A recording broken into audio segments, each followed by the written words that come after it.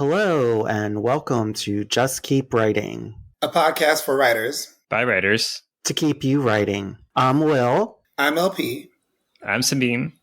All right, today we are talking to R.S.A Garcia, who you may know as R.S.A Garcia, who is a multiple award-winning and award-nominated author of 2 novels and multiple short stories. Their short story, Tenti Muriel, and The Farmhand 4200, hopefully I got that number right, won the Nebula Award this year, and I think was nominated for at least one other award, the Sturgeon, right? I was nominated for the Sturgeon, the Nebula, the Ignite, and the UG Foster Award. And so all of them. And I managed to win the Sturgeon and the Nebula somehow. That's so exciting. You've been nominated for a few things a few times. So, for me, it's inevitable. This is true. This is actually, I've been nominated for the Ignite every year that the Ignite has been alive. Oh, wow. And in different categories. We got our eye on you. Got it. Yeah, and so this was my third back-to-back Ignite. This was my second back-to-back Nebula nomination, and this was my second Sturgeon nomination. So it kind of blew my mind when I did the math, honestly, because you're just sort of trucking along, going, people liked my story. Wow, people would tell you they like your story, and then some year you wake up and it's on a piece of paper. Your name is with other people, and you're like, ooh. People liked my story so much they put it on a piece of paper. Holy crap. And you're just kind of going around going like, hey, it's on a piece of paper with other people's names now. You don't actually expect them to read your name off the paper. Well, and I think we'll talk more about this in the episode, but I think you are kind of like glossing over the consistent hard work that you probably have been putting in year after year.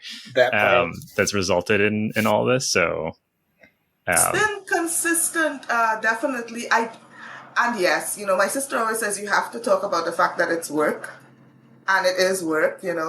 I think for me, I've been doing it my whole life almost, so it's sort of like part of me. Yes, it's so hard to push through. It's so hard, and it's so hard to remind yourself that you actually did do this for a very, very long time without anybody knowing anything about what you were doing or caring. Or, paying you for it, any of those things. And it was still work when you weren't being paid for it. I feel like until you get paid, you somehow don't get to say work. It's, I guess because of where I live, it's the creative arts end up being what people treat like a hobby because something else pays for your life, So you've got 2-3 different jobs, so many artists, so many writers. We work 2-3 different jobs. We work in so many different industries. And, basically, people ask you, what do? You don't usually say, oh, I write. You usually say, I'm in engineering. I'm an administrative professional. I'm a software engineer. I'm a this, I'm a that. And you don't feel right saying, oh, I'm a writer, because that would imply that you work at writing. And is it fair to call it work when you're not getting paid? I think one of the things I thought about when I was starting out, I remembered, and I keep trying to remind myself of this because Andrea is right. I think it was Stephen King that said it, but it could have been someone else. And he was basically saying there are writers and there are authors. Everybody who puts words on paper are writers. When they pay you, you're an author. And I sort of kept that definition. And somehow I never thought I would move over into the other column. So I'm over into the other column now, and I'm still looking back but I was over there for so long. This feels like a hoax. Mm-hmm. You've been there for 20-something years, and people kind of have gotten to know me, I think maybe over the last 5 years or so. And so it feels like, oh, this is probably just a moment in time.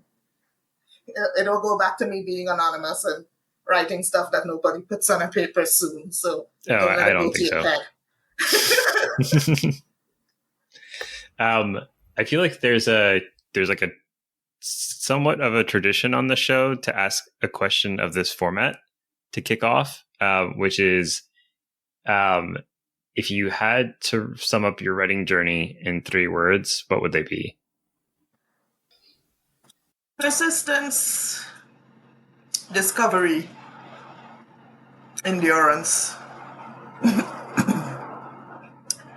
I think because, first off, if you want to do this, you can't let anything stop you.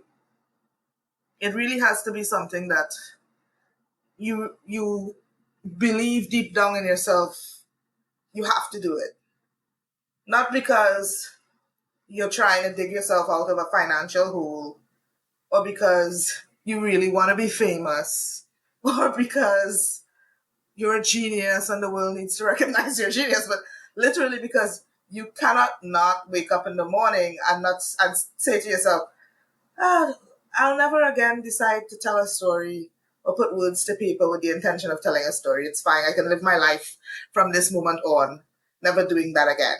If a piece of you cringes when those words come out of your mouth, then okay, you have the level of persistence you need to go forward, because you have to literally feel like your arms will be separated from you and you would cease to be a fully functioning human being. That's the level of persistence you have to do this, I think, with any hope of getting published. Discovery, because you don't stop learning. Every book and every story is a whole new project. It's blank slate. You're right back at ABC.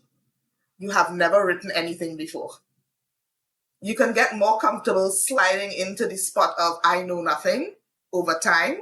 And then that just saves you time of being, oh God, I know nothing. What do? I had this beginning. I have no idea where I'm going with this. This is terrible. The murky middle awaits, All of that is just posturing and time. And you have to discover for yourself how to slide back into it, past that, just like whoosh past that. Like, bye, no time for this. Let's just get to the point where I sit down and start typing the words that I have no idea where they're going to come from. But, and you kind of have to do so much work on understanding yourself, discovering your methodology and how you inspire yourself and how you push yourself forward and find that persistence when it inevitably dies down, because endurance is what you're going to need to do those two. And you can't really create from an empty well, but you also can't create constantly. You have to refill. It's hard to push and push and push. So you have to teach yourself how to keep going, even when you've got nothing left, and how to recognize when you truly have got nothing left, so that you can stop and refill, so that you can keep going. But it's the long haul. There is no overnight success. That's a pack of lies. Nobody's ever done that. It takes about 10 to 20 years to become an overnight success. And if you made it in under 5, it was probably the pandemic. Hey, that was great. You had all of that time to yourself in a house to figure it out. And God bless you. You did something with it. But go easy on yourself. Life isn't generally like that. So, Rhonda, I'm curious, how do you know when it's time to push, and how do you know when it's time to give yourself a moment to rest? And I guess the third part is, how do you refill your well? I think there's a certain amount of understanding of yourself that comes with time and practice. But you can tell when you're just whining about it. I don't want to do this today. I have no idea where this scene is going. I don't like these people anymore. The book sucks. I want to stop. That is stuff everybody's going through. You're always going to have that in the back of your mind when you hit a difficult scene or you don't know where to go next. So that's just whining and complaining. Don't worry about that. If you can generally push past that. Just scribbling some nonsense or putting a line of, and something really cool happens here, and you move on. That doesn't work for me, by the way. I have lots of friends for who that works, but I have this very orderly mind, and I have to at least fake a kind of scene in order for my mind to let it go. You know? I can't just go, I'll come back and do something cool. My brain is like, no, what's the cool thing we're going to do? A heist? I don't know. No. Be specific. What is the heist going to look like? They go in a bank. Write that. And that's how I would. But other people will literally go, a cool thing happens, and then they move on. You know? Those people usually finish their drafts months ahead of me. God bless them. I hate you all. Right? But then there's the point where you are dead on your feet. Everything feels like it's a complete burdening chore. There's no more joy to be found in the story. There's no more joy to be found in figuring out the parts of the story that you're not getting past, that aren't coming to you. You actively cringe thinking about going to the desk because it's like going to work on a bad weather day. All you can think of is, God, I really have to go through that. And then I get to work. You know, joy. I think that is when you start getting into the kind of mental tiredness where, you need a break. You need to find back the joy in what you're doing. Even if it's just a little bit, even if it's just, but if I just persist for a little 15 minutes, then I won't have this crushing shame of not doing anything, plus no progress, you know? So you figure it out in terms of, am I just whining? Or am I really, truly hating what I'm doing right now? Because writing hate words, those are words you're just going to have to fix again. I'm sorry, some people do it and it's fine. But for me, I'm just going to be doing double work, you know? So let me not write no hate words here today. Let me go instead and have fun doing something I really, really like that has absolutely nothing to do with writing. That's what works for me, you know? But it's also creative. So I will go watch one of my favorite shows. Or I will go out to the mall with my sister and we'll hang out and eat something that we really love. Or I will go have a long conversation about some book that is not mine that I can be petty about with my friends. You know? You know? That's a different episode. Whatever brings you petty ass joy and distracts you fully from the pressure of the book. So you may want to avoid even books or the book world. You may just want to go play music or sing a song, you know, go ice dancing or some such shit. I have no idea. But whatever it is, something that when you're done, you didn't think about the book. You didn't think about how you didn't write in the book today. You just went home and was like, that was nice. Touch frickin' grass. Just touch frickin' grass, okay? Just for a moment. And if you need to touch freaking grass multiple times before you get back there, that's okay too. I mean, some of us are on deadline and you may have to push through. Yeah. Hi. My name is Rhonda and I've been doing this for a while. You know? And strangely enough, if you push through, you generally can't remember where the words that you push through and the words that you enjoy doing begin and end. You know, and that's just called being a professional author sometimes. But if you are lucky enough to still be doing this for yourself on your own deadline, you don't have a deadline or whatever, please freaking enjoy that. Please give yourself some grace and let yourself sit back. One of the worst things I think we've encouraged with writers nowadays is the idea that there must be a daily word count. So many authors have fallen for this bullshit that they must produce a certain amount of word count a day to create a book of a certain length. And yeah, you know what? Yeah, that's great. Books are not a recipe. Okay? If you add a teaspoon of this and a teaspoon of that, it won't get you a great book. What will get you a great book is what you put into the book. Not how many words you wrote, but what those words are actually saying and doing. So you can work at it every single day and add 2,000 words. But if those 2,000 words are, this is shit, this is shit, this is shit, this is shit, you'll have 50,000 words of this is shit at the end of adding 2,000 words a day or whatever, you don't have a book. So what are you trying to do? Are you trying to meet word count, or are you trying to finish a book? For me, it's more important to finish a book. So when I sit down to work, I'm less concerned about how much word count I have than I am concerned with how I'm breaking down the story.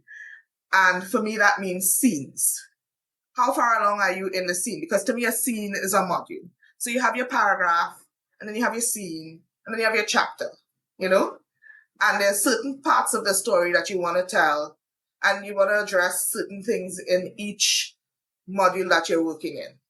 Every scene that you have has to do multiple things. You want to have setting, you want to have characterization, you want to advance the plot, you want to advance characterization, you want to advance the narrative, the understanding of the world. All of these things that you're trying to do with each scene to add to a chapter to make the book keep moving consistently forward and to keep pulling the reader along with you. That's more important to me than how many words went into the scene.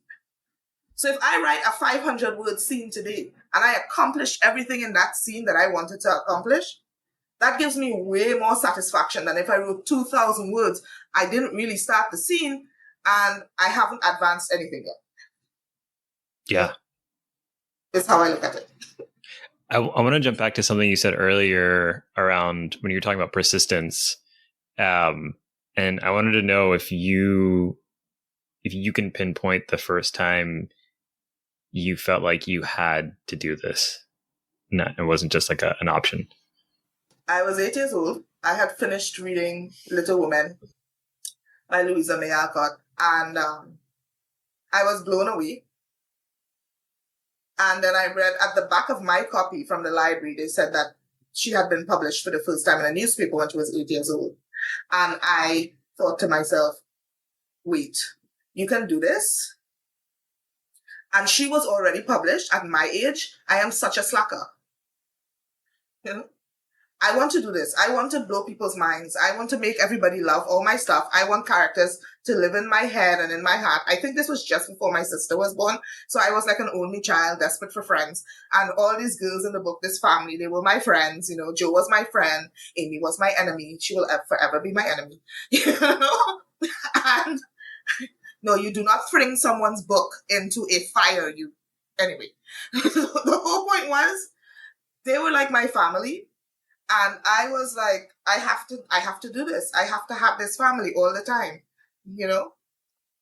I have to create my own, because although this is a great family, it's not quite my family, but I want that feeling for me, So how do I do that? Then I write my own story maybe. And I decided I was going to write my own stories. I was going to do this thing. And I finished my first collection of stories when I was 10. I was still very hesitant about it in the sense that I was confident that people would like it. It was about talking goats and soap dishes and shit. Like, how could anybody fail to see the genius? So I took it to school, and shock of shocks, the other kids really loved it. And that was like, I was just like hooked. I was immediately hooked. I was like, people liked it. People thought it was fun. People wanted to read it. People didn't want to give me back this one little notebook that I had all this crap in, And I kind of made up my mind then that I wanted to be a writer. And it was a good thing because I got punished for distracting the entire class with my novel. So it sounds like you were an overnight success. I don't know if anybody else in class even remembers it. I remember because I got punished, because I got like lashes with a ruler in my hand. Because we were studying for exams, and he was like, no more joy reading. We're here in class to do practice tests. It's a really important exam. It determines what school you spend the rest of your secondary education in. And if you fail at that time, people could literally fail and then their education stopped at the elementary school level. So it was like your life would stop. The jobs that you would have open to you would not be the same unless you could go and get your qualifications elsewhere. And so this was a big, big deal. And I was sitting it a year earlier than I was supposed to, because I had entered the schooling system a year earlier than I was supposed to. So my mom was like, she doesn't want to leave her friends behind her. And so the Ministry of Education was like, well, if she does that, she's going to lose a year. We're not going to let her sit the exam 3 times. So she's either going to pass once or you guys are going to wait and go up next year when she's supposed to go up. And I was like, nah, I'll do it now. I don't want my friends to leave and then I'm going to be with this other class behind me. I don't know them. I'm going to do it now. You know? So I ended up doing that and then entering secondary school young and whatever. Ancient history doesn't matter. The point was just that I went back to that primary school right after I entered secondary school. And I had started writing my first novel then. And the thing that would become my first novel, it was nothing like what my first novel ended up like, but there I was with it. And I went back to see the same old teacher that had punished me. You know, I loved him. He was great. He was my favorite teacher ever. And my mom was with me, and he said, "What have you been doing with yourself? I have great hopes for you, you know." And I was like, I'm out from under his thumb. I can be honest now. I was like, I was writing more stuff. He was like, "Oh, you went back into that, did you? Did you bring it with you?" And I showed it to him. And he looked at me and he looked at it and he looked at me and he looked at this. And this is a man who does not smile, right? So you never know what he's thinking. And he was very young, by the way. He was 20. Started teaching me when he was 17, I think. By that time, he's like 20. And he was just about to go off on a scholarship. And he looked at my mom and he said, "Have you seen this?" And she's like, "No, she's always scribbling in that thing. I have no idea what's in there." He's like, "So you have never read any of this? You didn't help her with this?" And she's like, "No, I don't know what she's doing." She said, "She's writing a book. I'm leaving her alone." He said, "So you did this on your own?" And I said, "Yes." And he said, "All right, you're going to be a writer. Okay. Don't stop." Yeah. How did that feel? It was incredible. It was literally the first adult validation I had ever had for my writing.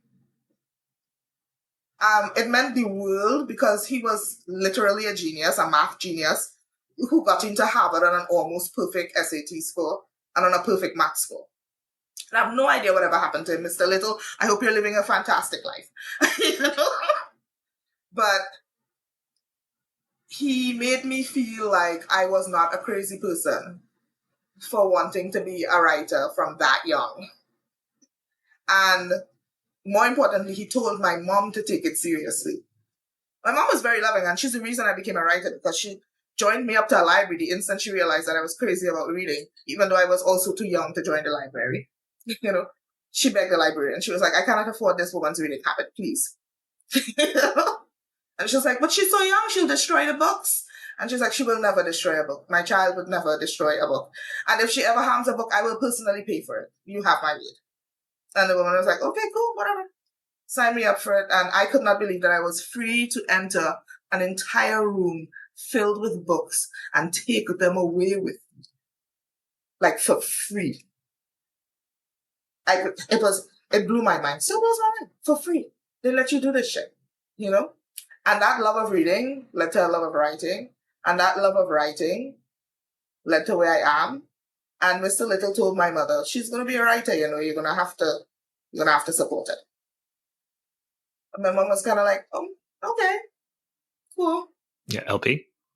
So we all have things that themes that we circle, whether we want to or not. And even I try not to circle mine. I get back to them anyway. So what do you feel like comes up in your fiction the most, and why do you think it does? One of the big things for me is found family and dysfunctional families, because I've had to make my own family and I come from a dysfunctional family. So, you know, human nature, betrayals, jealousies, the petty arguments that end up being writ large across somebody's life. You know, and you raise the stakes. Instead of your household, it's a kingdom or a queendom. You know, instead of your friend, it's the faith of the universe, whatever. But those are two things that I have been circling for a long time, is the nature of family, the nature of betrayal, why it hurts so much more when it's somebody you trust as opposed to somebody you see as an enemy, you know, and power dynamics. Who has power? Why do they have power? How does power change hands?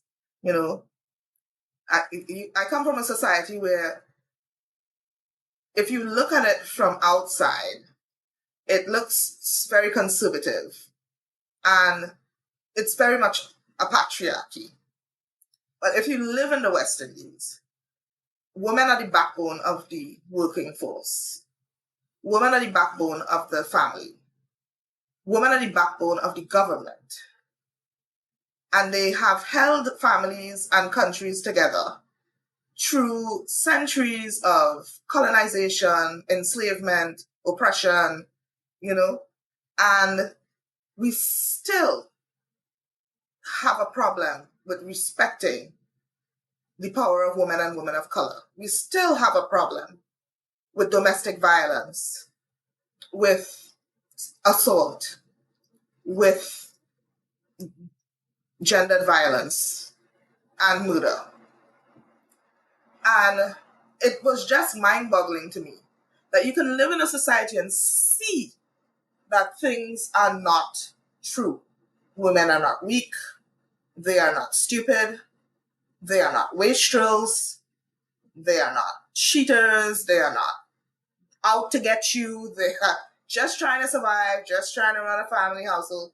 They want to support their sons and daughters and everybody else on the spectrum. They want to have a good life for everyone. And still, men will just turn around and tell you, oh no, they ain't no good. Oh, they don't care about we.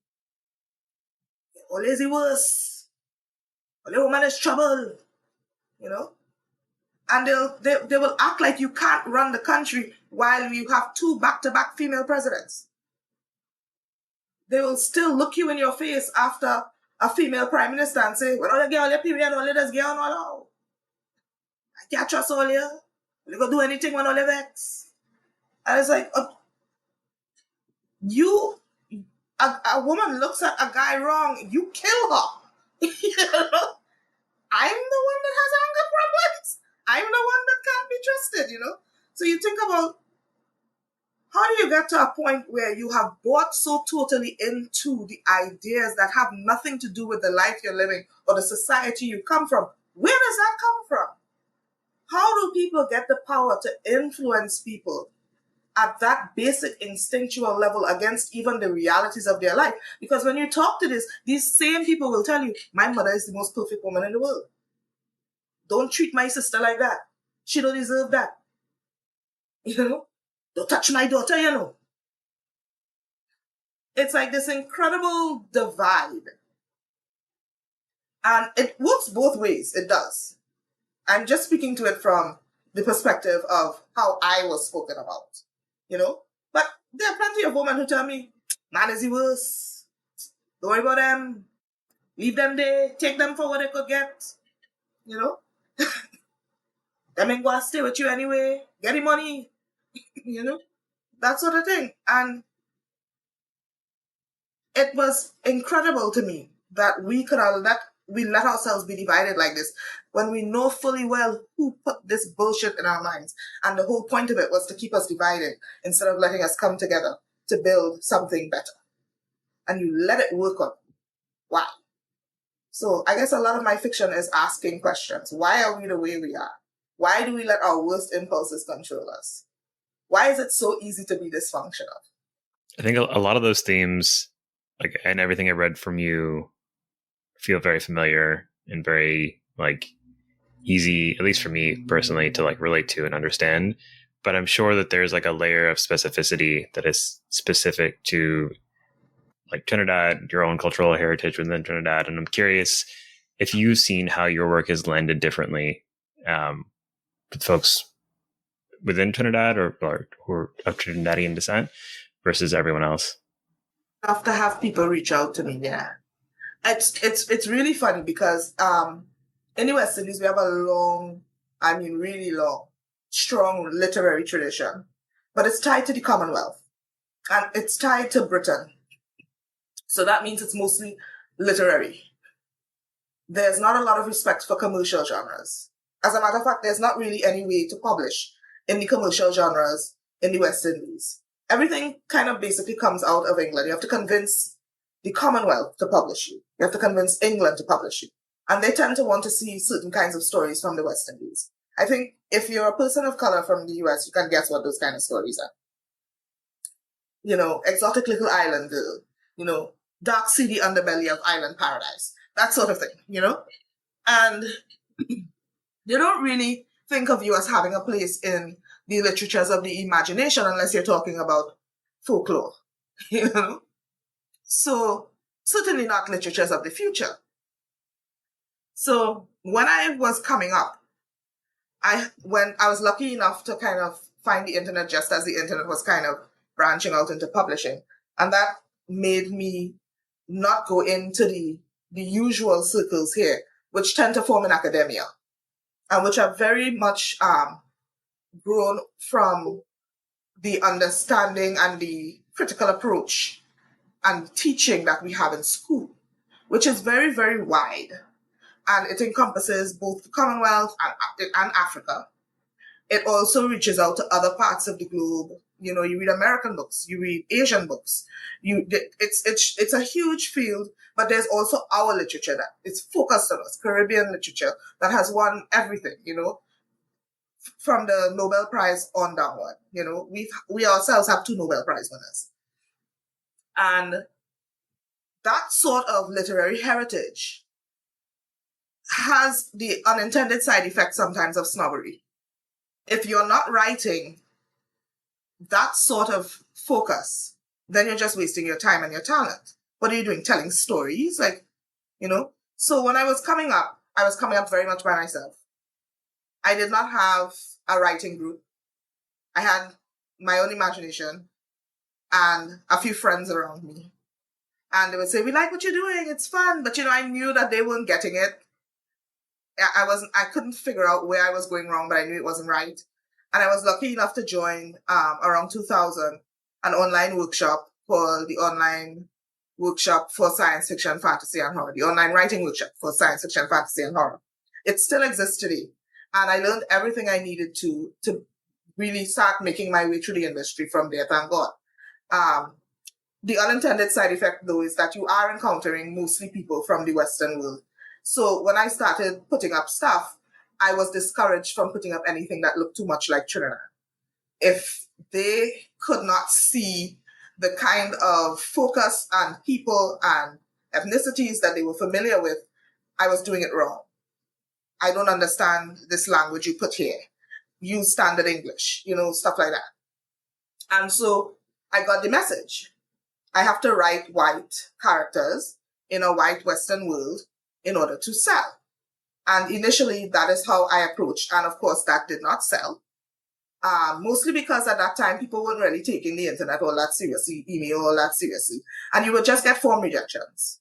I think at the time they thought it would fade away. And it was just this annoying outlet they had to do because, corporate masters said, open an email account, take queries this way. And they were like, we don't even read the ones that they send by SASE. You want us to take them in? No.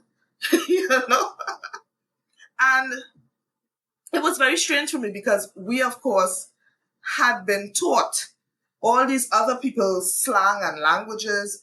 And yeah, you just read the footnotes. You figure it out, Nobody didn't walk around and explain every single part of One Flew Over the Cuckoo's Nest to me.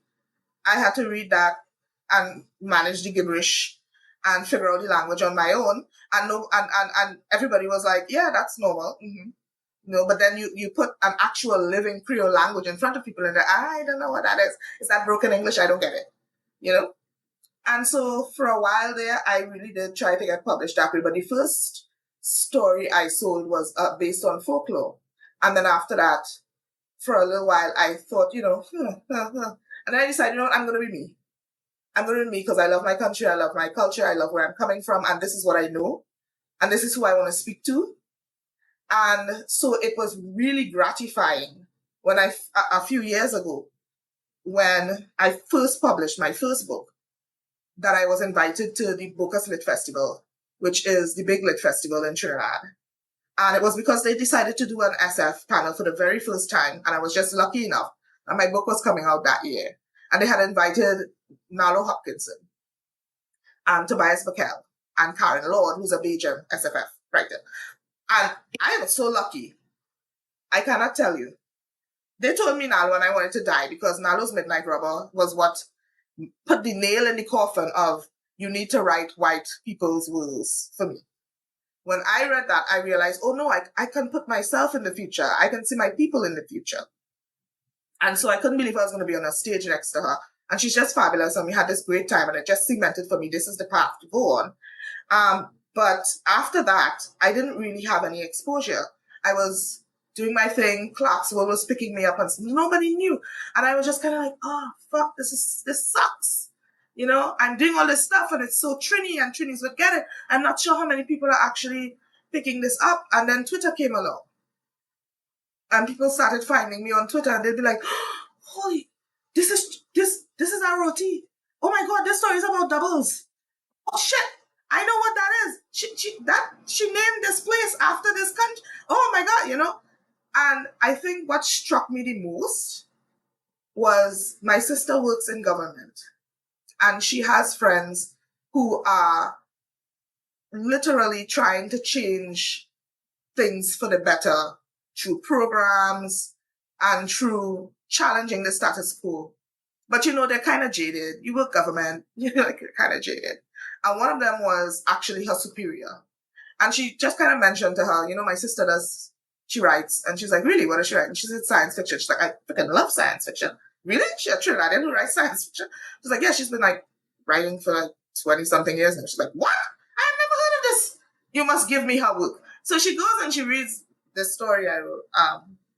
I think the first one she read was The Sun from Both Sides, which is a novelette actually, that I published in Clarksville, which is set in a futurescape where West Indians have gone to the stars and established very distinct, different societies, one of which is AI, one of which is Machiavellian, and one of which is very close to my country. And she read that and she came back to me, an absolute fan. She was like, I can see a vision for how we can be a better country. The things that you talk about in that story, we can do that. She was kind of jaded about the whole thing.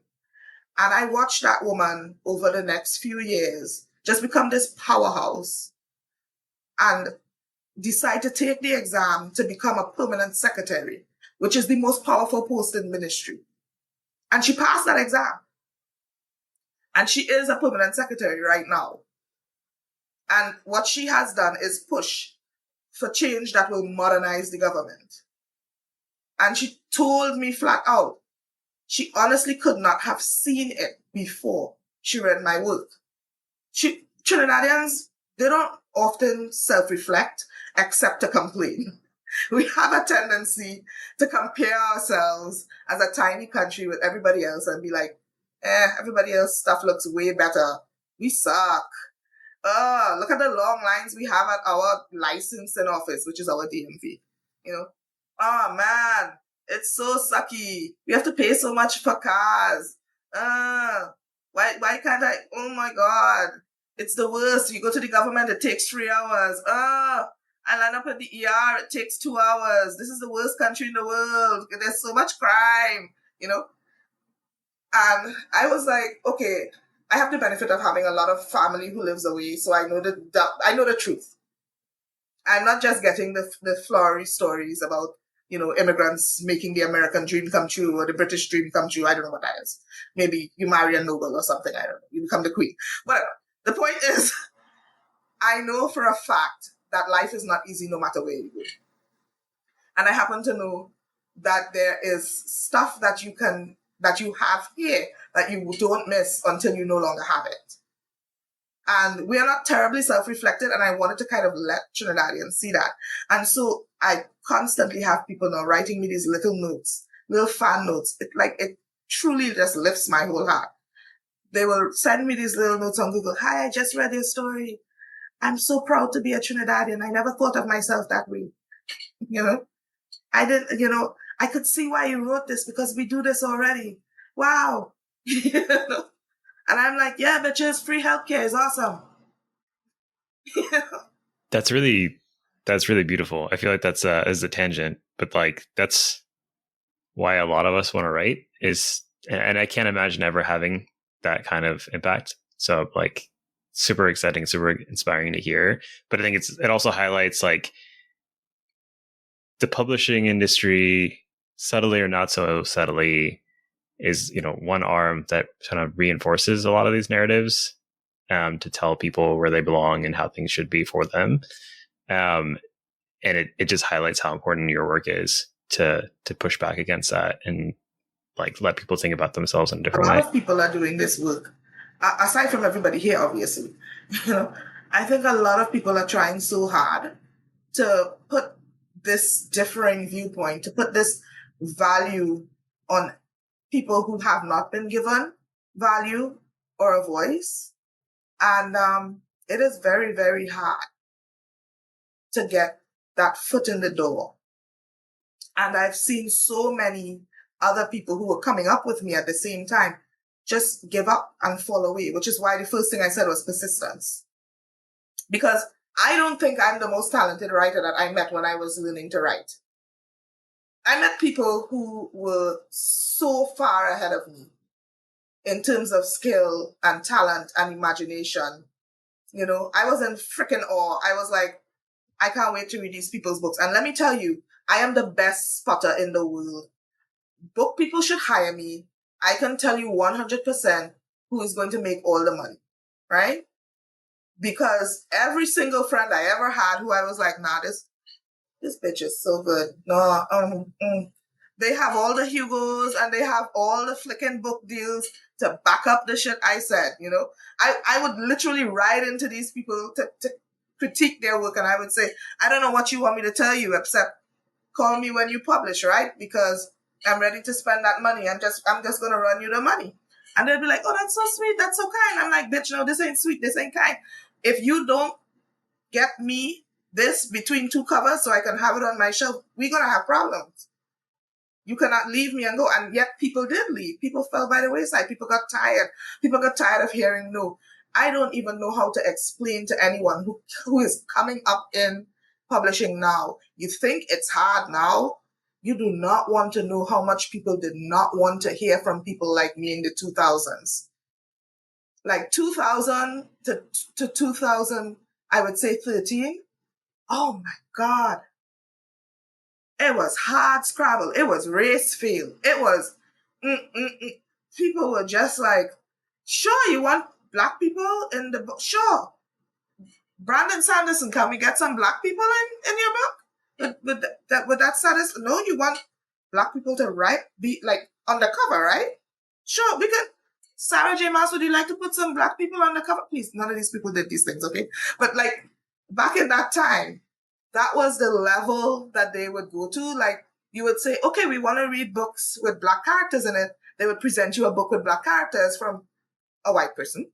You know, you want to see a book with yourself on the cover. They would present you a book with yourself on the cover, and then you'd open the book and the character was white in the book. You know? And of course it was written by a white person. And then you would be like, no, what we want is a seat at the table. And they'd be like, we do not understand. Have we not given you yourself in the book and on the cover? Yeah. And it was like, you could push and say, okay, I'm in now. I've gotten a book deal. And they would be like, this is great. Can you tone it down a little bit?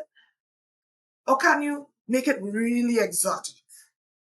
Like, I got that critique a lot before when I was shopping Night Ward. I shopped Night Ward. I kid you not. I shopped Night Ward from when did I finish it? 2016. I started shopping it around in 2018. And the most common rejection I got was, I don't know who I'm going to sell this to. There was one agent that really, really wanted to go to bat for me at a major agency. And her boss told her, no, she's not mainstream enough. We're doing mainstream. We're not doing this niche. Isn't it their job to make things mainstream? It was really hilarious because they were actually publishing very niche, well-regarded litfic. Like, that was half their clients, niche litfic people. And then he was like, no, we're doing mainstream, not her. You know? And she was like, I'll prove that we can sell it. And then she went to Penguin. And of course, you know what Penguin said. It took one look at this BIPOC fantasy set in a matriarchal world with gendered magic. And they said, hello. You know? And the agent was like, okay, I tried, bye. You know? And I get that because you're trying to show your boss and it didn't work out. And you were doing this on your own for free. You know, there's only so much time you can put into it if you're not willing to just make an offer and persist with me. And you can't make an offer because your boss already said no, you know? But that was really, really, really discouraging. So discouraging. I hadn't this close to an agent. I did not have an agent at all. Did not have an agent all those years. And I was like, wow, I believe in this book. But I'm clearly never going to sell this thing. And I revised it several times because the other common complaint was, it's not fresh enough. It's not different enough. It's not exotic enough. I wanted to see more of the Caribbean. And I'm like, it's not set in the Caribbean. It's a secondary world fantasy with Caribbean elements instead of, you know, fully medieval Europe. And they would be like, sorry, that wasn't actually an email you can't respond to. I don't care. You know, not fresh enough, not exotic enough, you know. And I trumped it. I literally said, okay, I've revised this thing 3 times now and it's still not convincing anybody, except for that one agent who kept asking for the full and then passing on it. And I couldn't understand that one. That was so weird. Every time I did a tweet, like a pitch war, she would like, bam, like it. And I'd be like, great. And then the 6th time she did, I was like, do you really want me to send you the new version? Because you've passed on it 6 times now. And she was like, really? And I was like, yeah. And she's like, oh, well, send it to me anyway. And then she passed on it again. And I was like, that's it. I'm never going to do this again. I'm never going to do this again. How was or could you compare the journey with your first novel, like Telianis to the Night Ward experience, or is it just wildly different? It was incredibly different because with the first one, I just got lucky. I was in the workshop. I made friends. One of my friends had already been published in Russia, which was her home country. And we formed a critique partnership. I really loved her work. She really loved mine. We supported each other as immigrants, you know, on this big site that was basically like, write more like this, you know, to both of us for different reasons. And eventually she got married to her dance partner. She's literally a professor, a science professor. And her dance partner decided to start a publishing house, like an indie publishing house. And she told him about the book that I had put through on the workshop. And he said, that sounds like something I'd be interested in. I had trumped that book as well. And he was like, do you still have this book? And I was like, do I still have this? Who's going to buy this shit? Yeah, I still have the book. You know, I've been trying to sell this book for, I kid you not, probably 10 years. I got some of the rudest rejections I have ever gotten in my life. When I first started out, obviously, I didn't know what the ass I was doing. The first draft of the book was like 300,000 words. It was ridiculous, you know? And so I sent it out to this guy, and I will never forget. This publisher is now defunct for defrauding people, by the way. But they shall remain nameless. And they wrote me back and said, that's not one book, that's 2. And we're not publishing either of them. Yeah. And he flat out let me know he didn't read it, by the way. He just saw the word count. and wrote me back immediately and said, what was the word count? About 300,000. Okay. You know. He ain't wrong. I ain't giving him wrong. He ain't wrong. Of course, my whole thing was, but you didn't even crack it open, so you have no idea if it's 300,000 good words. And you know, the other agents who did pass on it, who cracked it open, was like, you know, we could split it into 2 books, but nah. They were right. Nah. When I eventually did sell the book, it was down to 113,000 words, and I lost none of the story. Okay, so that gives you an idea of how bad I was. But the whole point was, there I was at 113,000 words, still nobody wanted it. And he said to me, do you still have it? I said, sure. And he was like, well, send it over. And I was like, fine. Get it and reject it like everyone else. And instead he said, okay, I'd like to buy this. And I was like, are you sure? I think you sent your acceptance email to someone else by mistake. And he was like, no, I'd like to buy this. And just as it came out, their whole plan was contingent on that free period in Amazon where it was a Wild Wild West, 99-cent books for everything. Amazon had not yet figured out that they had this juggernaut called ebooks by the tail. So they had this whole plan figured out, and Amazon changed the algorithm like a month before my book came out, and their entire marketing plan fell apart. And they were like, we can't do a lot of the marketing we plan to do. The algorithm is not going to let us price the book we wanted to price it. We'd make less money and stuff like that. And I was like, hey, whatever happens, happens, And some good things did come out of it. I did actually end up getting a star review from Publishers Weekly. I did end up getting some nice critical acclaim, win a middle prize here or there. And some really good people read the book and vouched for the book, and I got some good reviews and stuff. But then you don't sell anything. And I don't think I sold anything again until 2017.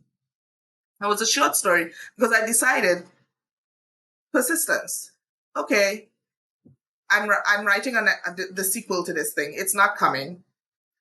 Let me write some shorts so I keep my chops sharp and I can build up some sort of a resume, because literally all you've published is this book. And I started writing shorts to teach myself something else, because in this game, you've got to keep learning. You're never actually going to finish learning as far as I'm concerned. If you're any kind of writer, each book and each story, you're going to learn something. And you're going to have to be able to adapt the rest of your life. And so I was like, I don't know how to do shorts. I've been writing books my entire life. Let me teach myself some shorts, have some fun or whatever. And I started writing shorts and I sold Du Bois, I think it was 2017. And I published something every year since then, which to me was a triumph because I'm such a slow writer. And it's so hard to sell stuff. And I sold nothing. I kid you not, nothing. Between the years 2000 and 2016, 2000 and 2006, I sold one story. Between 2000 and 2006. Between 2006 and 2014, I sold the book. And then after that, I sold every single year. And that's sort of the way the craft develops a lot of the time too.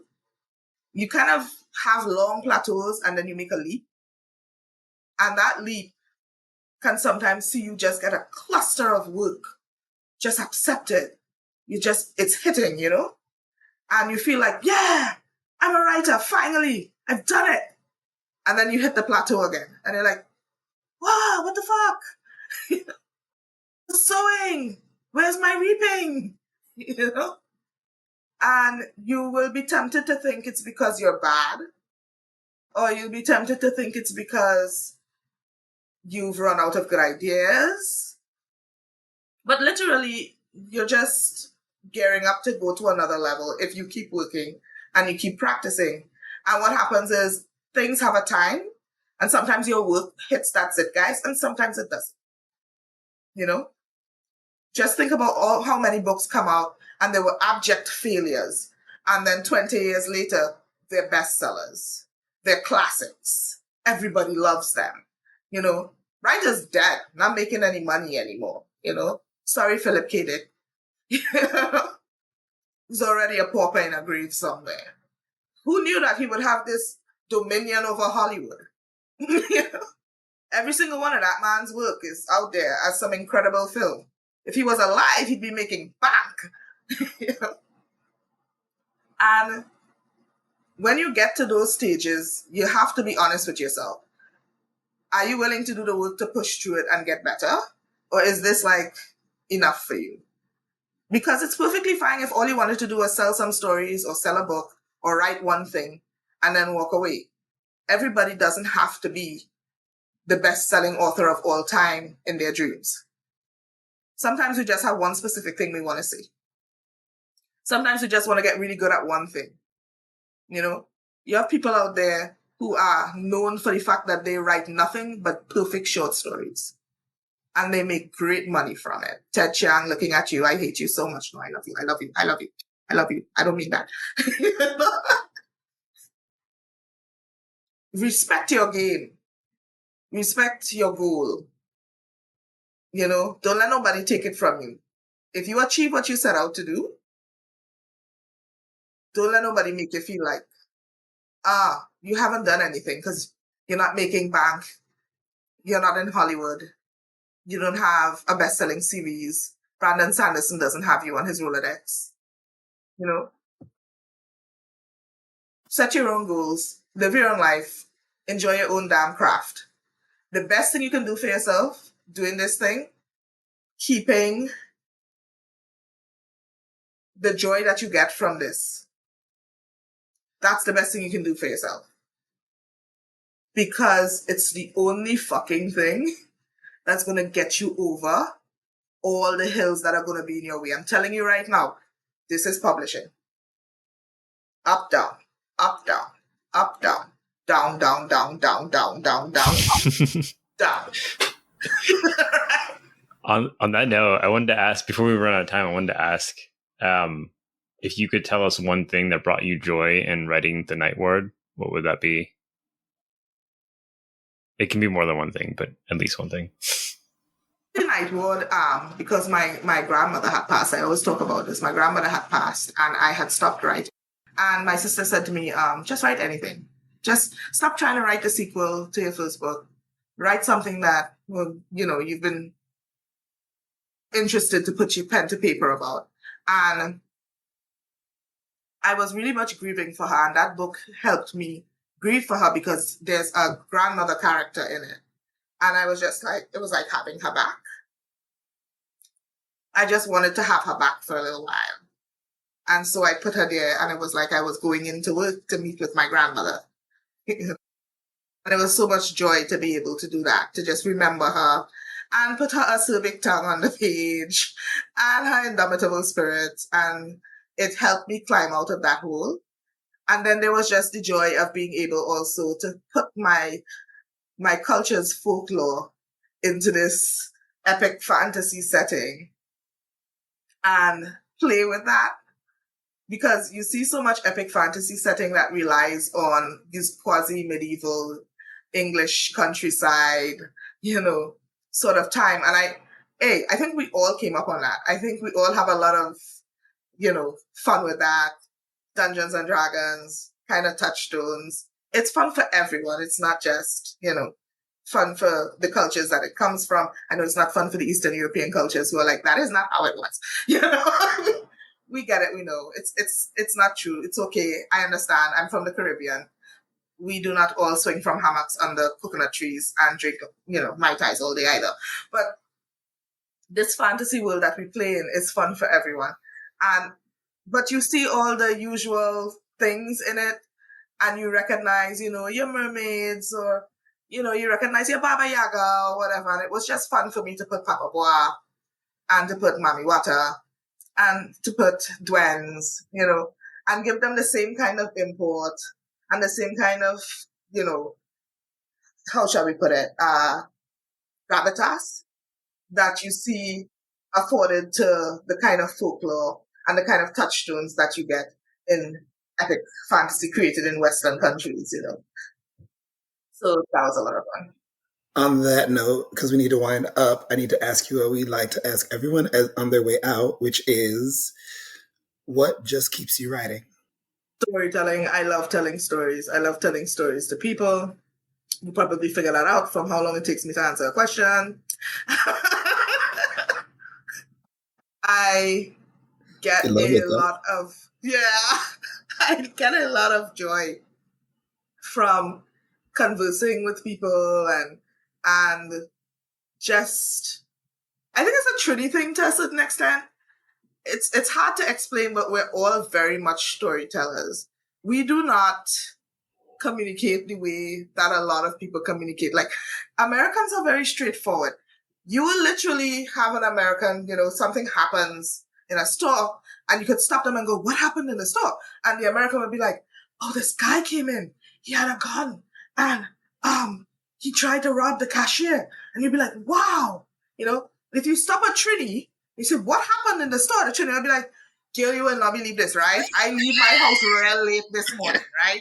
I didn't plan to leave my house late, right? But you see, last night, I forget to set the clock, right? So I roll out my bed, boy. When I check the time, boy, it's 9 o'clock, boy. Right? So I real book, boy. Because my boss I lie like 6 times already for the week now. So I wasn't going through that again, right? So I say, but then when I was going on the road now, right, I realized I forget, boy, to buy a juice to go with my lunch, boy. I can't do that, boy, because he don't let me out for lunch at all, right? So I was going to get the juice, right? And on the way when I was going to get the juice, right, I run in my ex-girl. You could believe this girl, boy, you know, she leave me for the man, right? She leave me for the man. She want to come play with. So you understand what I say, right? He's not going to get, you had to get the whole flicking day. Right. It had to be set up. And by the time you get to the setup, right, you going to be like, so I walk in, boy, I walk in. I see the fella, right? I see him in the corner, you know. I see you watching funny, this kind of way, right? You feeling, looking around shade, you know. I tell myself, I just hear for juice and I go on, boy. No worry, you know. I think I go slide in before him, but he reach up the cashier before me, boy. He reach up the cashier before me, and then it was like, door, cashier. Partner pull out guns, I come out. You know? Like, literally, that's how we talk. So I think it was inevitable. I feel like we're gonna need like a whole other episode because I need to find out what happened in this story that you're making up on the spot right now. But no, this has been really awesome. Thank you so much for joining us, Rhonda, and hope to have you back at some point. Yeah, thank you so much for having me. This has been wonderful. And where can people find you on the internet, like socials and everything? Give it to us. So my website is R.S.A Garcia.com. I tend to hang out in Bluesky at the moment, R.S.A Garcia.bsky social. And I do occasionally pass through Mastodon at Wandering Shop, you know. I just divested from the evil Sith Lord Elon Musk. So, but I will probably just keep a handle there, you know, just sit on a handle or something. So don't message me there. But if you really want to check me out, you can check me out, you know, amongst the blue skies and the clouds. Amazing. And this has been Just Keep Writing, a podcast for writers, by writers, to keep you writing. You can find us at justkeepwriting.org. Follow us on Facebook, Twitter, Instagram, and YouTube. Feel free to reach out to any of us on our social medias, and please jump in our Just Keep Writing Discord channel. Links to all of that is in the show notes. Lastly, please support our show by going to patreon.com/justkeepwriting. We offer daily writing prompts, early access to podcast episodes, and much more. Thanks for listening, and just keep writing.